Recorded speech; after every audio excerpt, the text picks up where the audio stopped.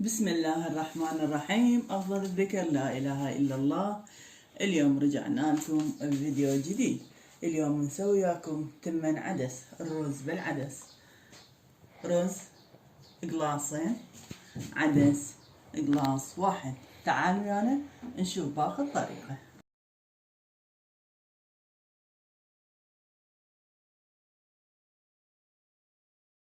نضيف الرز ونخلط العدس ويا الرز. هسه نغسلهن ونرجع لكم. هسه حبايبنا ضفنا زيت. بعد ما حمى الزيت نضيف التمن والعدس.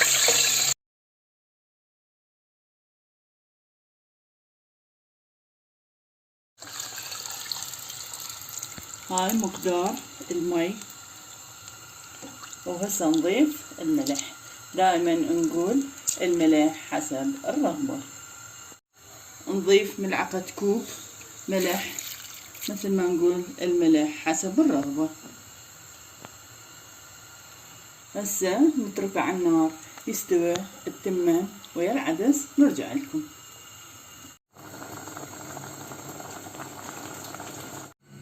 هسه حبايبنا راسين بصل وسط، نسويهن شرايح، نقطعهن شرايح رفيعة بهالشكل هذا، بهالشكل هذا، على مود نكرملها. طبعا هاي الخطوة اختياري.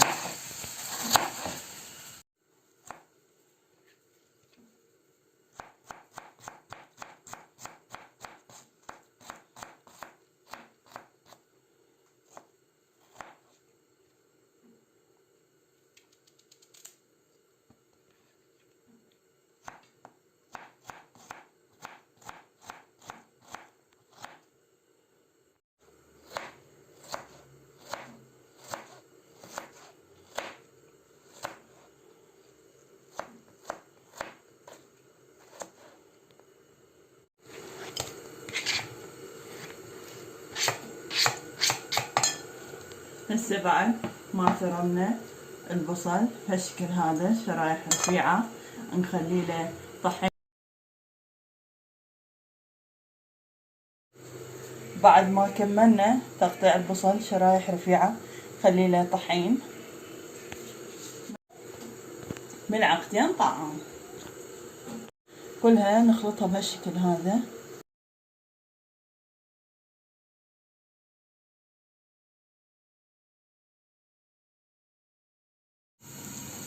نضيف الزيت.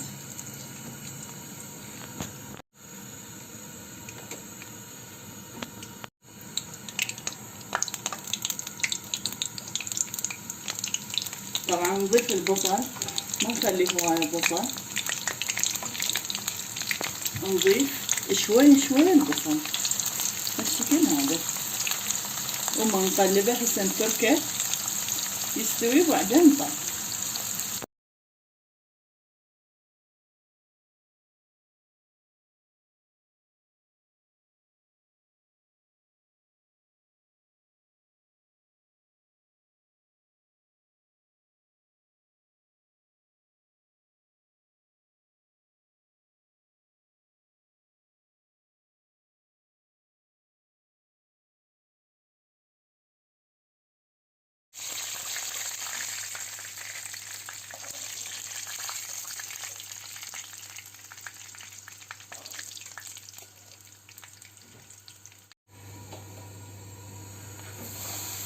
نفس الطريقة حبايبنا، خلي البصل قليل، كمل نرجع لكم.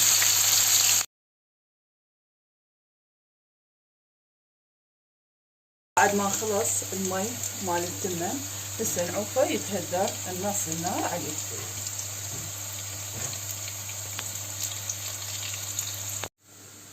ونشكر الدكتورة إيمان من العراق على هاي الهدية. تسلمين. وهسه حبايبنا خلصنا تمن العدس.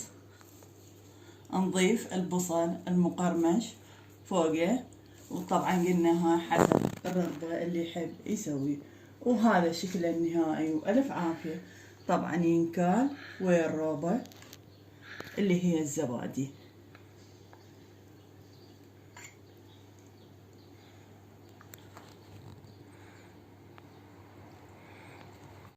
وهذا شكله النهائي وألف عافية.